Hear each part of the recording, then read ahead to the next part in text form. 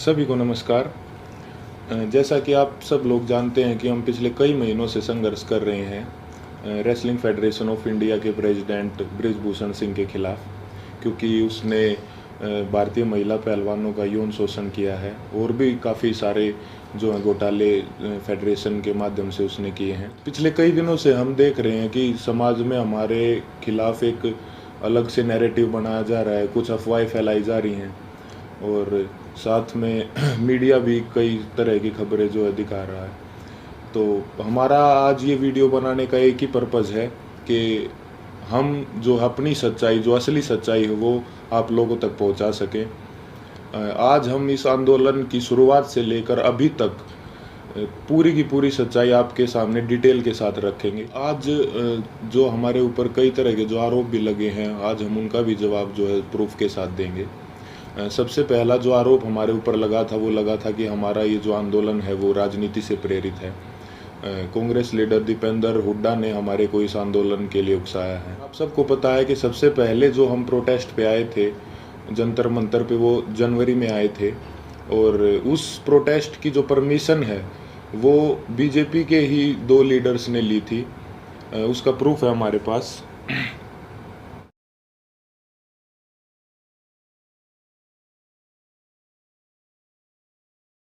Protest की जो permission जो जंतर मंतर थाने से ली गई थी वो बीजेपी लीडर तीर्थ राणा और बीजेपी लीडर बबीता फोगाट ने जो वो परमिशन ली थी, जिसका प्रूफ भी अभी हमने आपको दिखाया।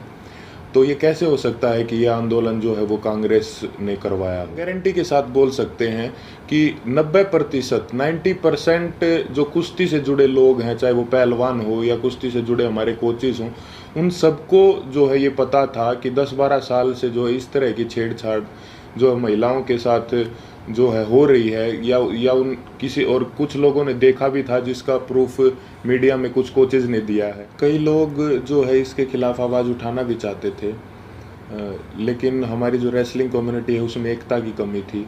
अगर किसी ने जो सिंगल अगर ये आवाज़ उठाने का फैसला भी किया तो वो बात जो है रेसलिंग जो है फेडरेशन के प्रेसिडेंट तक पहुंच जाती थी और उस आदमी के कैरियर में दिक्कत आना स्टार्ट हो जाती थी। लगातार और बार बार हमने सभी को बताया है कि जो हमारी लड़ाई वो सरकार के खिलाफ नहीं है, हमारी लड़ाई जो है रेसलिंग फेडरेशन के प्रेसिडेंट के खिलाफ है, क्योंकि जो भी शोषण उसने किया है, जो भी रेसलिंग के लिए गलत किया है, वो उसने फेडरेशन के पद पर बने रहते हुए किया है। और हमारी लड़ाई सरकार से वैसे भी नहीं हो सकती, क्योंकि जो मैंने अभी आपको पीछे बताया कि जो है बृजभूषण भी जो है वो रूलिंग पार्टी से ही सांसद है और जो जिन्होंने प्रोटेस्ट की परमिशन ली वो भी जो है बीजेपी के ही लीडर हैं। तो इससे तो ये साफ होता है कि भाई हमारी लड़ाई सरकार के साथ नहीं थी। और हमारे ऊपर दूसरा आरोप ये भी था कि हम इतने टाइम तक चुप क्यों थे। तो इसके कई कारण हैं। सबसे पहले तो एकता की बहुत कमी थी, एक साथ कभी हम हो ही नहीं पाए। और इसका दूसरा कारण तो आप समझ ही सकते हैं कि माइनर जो लड़की जिसने 161 के बयान दिए, फिर 164 के, उसके कई दिन बाद जो है उसने अपने बयान बदले, क्योंकि उसके परिवार को डराया गया, धमकाया गया।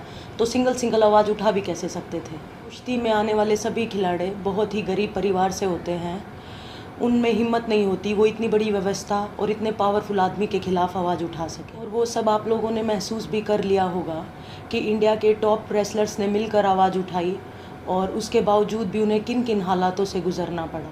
28 तारीख को महिला पहलवानों के साथ जो व्यवहार हुआ वो पूरे देश ने देखा है। कैसे उनको ज़बरदस्ती घसीटा गया और कैसे जो उनको ज़बरदस्ती अरेस्ट किया गया, जबकि हमने कोई भी जो है कानून नहीं तोड़ा था, ना ही किसी संविधान का उल्लंघन किया था।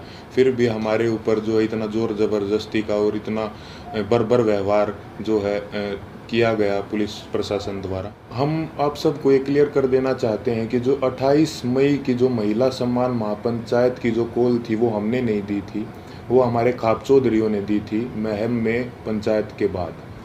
हमारे को तो कुछ समय के बाद जो है इस फैसले के कुछ समय बाद हमारे को ये पता चला कि 28 तारीख को जो है नए संसद भवन का उद्घाटन भी है। फिर भी जो है हमने हमारे बड़े बुजुर्गों के आदेश का जो है पालन किया जिसके परिणाम स्वरूप जो है हमारे को इस तरीके से बर्बरतापूर्वक घसीटा गया रोड पे, और जो है हमारे को प्रोटेस्ट साइट से भी जो है ज़बरदस्ती हटा दिया गया। 28 तारीख को जो घटना हमारे साथ हुई उसने हमें अंदर से तोड़ दिया था।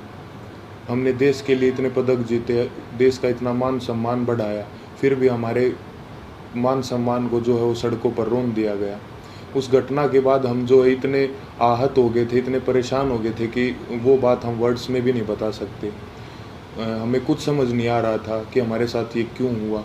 उसके बाद हम सब ने अपने सारे मेडल्स गंगा जी में विसर्जित करने का फ़ैसला लिया, क्योंकि हमें वो अपने सारे मेडल्स बेईमानी नज़र आ रहे थे। लेकिन फिर हरिद्वार में भी हम सब इस तंत्र की साजिश का शिकार हो गए। जैसे ही हम हरिद्वार में अपने मेडल बहाने पहुँचे तो तंत्र से जुड़ा एक आदमी बजरंग का हाथ पकड़ के साइड में ले गया और उससे पता नहीं कितने नेताओं की बात करवाई कि आप रुको, आपके बारे में मीटिंग चल रही है और आपको न्याय भी मिल जाएगा, आप बस 7 बजे तक रुको। और कैसे भी करके जो है 7 बजे तक बजरंग को जो है रोक के रखा, और एग्जैक्ट 7 बजे तंत्र से जुड़े और भी इसी तंत्र से जुड़े लोग पता नहीं कितनी संख्या में वहाँ पे पहुँच जाते हैं, और वहाँ पे जो है व्यवस्था इस तरह की बन जाती है कि अगर उसके बाद हम मेडल बांधने जाते तो वहाँ पे हिंसा भी हो जाती। तो वहाँ भी हमने फिर समझदारी जो दिखाई और जो है रुकने का निर्णय लिया कि अभी हम रुक जाते हैं।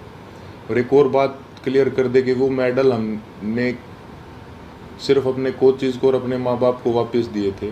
वहाँ पे क्या चल रहा था ये हमारे को कुछ समझ में ही नहीं आ रहा था। हम उस मानसिक स्थिति में थे ही नहीं कि हम वहाँ पे किसी साजिश को या वहाँ पे क्या चल रहा है इस चीज़ को समझ पाते। हम बहुत ही एक तनाव में और एक बहुत दुखी मन के साथ अपने जीवन की पूरी कष्ट कमाई को वहाँ लेके गए थे।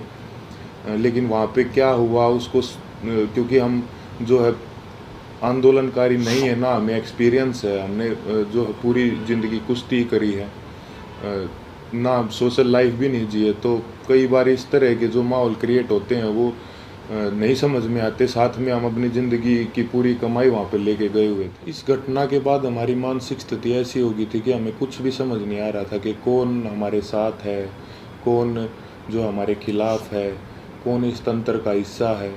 हम दिमागी रूप से बिल्कुल जो है ब्लैंक आउट हो गए थे। और फिर उसके बाद कई लोग हमारे को मिलते रहे, कुछ समझाते रहे, हमारे को कुछ समझ नहीं आ रहा था कि किस पे विश्वास करें और किस पे ना करें। इसी बीच ये समझाया गया हमको कि होम मिनिस्टर सर से आपको मिलना चाहिए, क्योंकि जो है सारे समाधान वहीं से निकलेंगे। हम वहाँ पे सिर्फ अपनी बात रखने के लिए गए थे। और अब ये भी सुनने में आ रहा है कि कई खापे जो हैं वो हमसे नाराज़ हैं। मैं सबसे हाथ जोड़ के यही विनती करना चाहूँगा कि आप प्लीज़ अफवाहों पे ध्यान मत दो। अगर अनजाने में हमसे कोई गलती भी हुई हो तो हमें माफ़ करो। इतने दिन लगातार संघर्ष करने के बाद, इतने लोगों से मिलने के बाद हमने क्या महसूस किया है, क्या सीखा है, ये तो अभी हम आपको वर्ड्स में नहीं बता सकते। लेकिन हमने कई ऐसे इंसान भी देखे हैं हमारे साथ, और कई ऐसे संगठन देखे हैं जो निस्वार्थ भाव से जिन्होंने हमारा समर्थन किया है। हम उनका दिल से धन्यवाद करना चाहेंगे। संयुक्त किसान मोर्चा ने जो है पूरे जी जान से धरातल पे भी जो है हमारा जो समर्थन किया है। भाई चंद्रशेखर रावण का भी मैं दिल से धन्यवाद करना चाहूँगा, क्योंकि ये तंत्र जात पात में हमको बांटना चाहता था, लेकिन उस भाई ने हमारी दिल से सपोर्ट की है।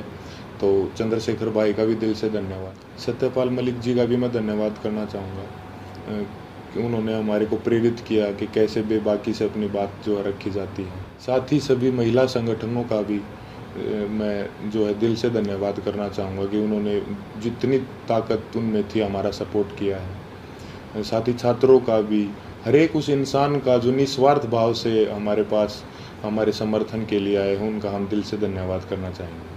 और हम चाहेंगे कि आगे भी मुसीबत के समय में आप हमारा ऐसे ही साथ दें। इसके लिए मैं धन्यवाद करना चाहूँगा बीजेपी लीडर जो हैं बबीता जी और तीर्थ राणा जी का, कि उन्होंने जो है पहलवानों को एकजुट करने का काम किया। साथ ही उन्होंने इस आवाज़ को उठाने के लिए उन्हें मोटिवेट भी किया। उसके बाद इन्होंने ही सरकार के साथ जो है मीडिएटर बन के जो पहलवानों को एक कमेटी का नाम दे के जो है आश्वासन दिलवाया सरकार से, यही उसके बीच में जो है मीडिएटर थे। हालांकि वो बस एक आश्वासन ही निकला, क्योंकि उसके बाद जो है उस कमेटी का कोई रिजल्ट नहीं निकला और रेसलिंग फेडरेशन ने अपना काम वापस से वैसे ही सुचारू रूप से जारी रखा, जिसकी वजह से फिर हमें 3 महीने के बाद वेट करके जब हमें न्याय नहीं मिला तो हमें दोबारा जो है वो जंतर मंतर पर आना पड़ा। हम अपने माध्यम से सभी देशवासियों को ये संदेश भी देना चाहते हैं कि कभी भी किसी के साथ भी अगर कोई अन्याय होता है तो हमें जो है हमेशा ही एकजुट होने की जो ज़रूरत रहती है और होना चाहिए हमें एकजुट, क्योंकि हमने इतने इस दौर में यही महसूस किया कि कहीं ना कहीं तंत्र हमारी एकता की कमी है, जो हम बटे हुए हैं उसका ही ये फ़ायदा उठाता है।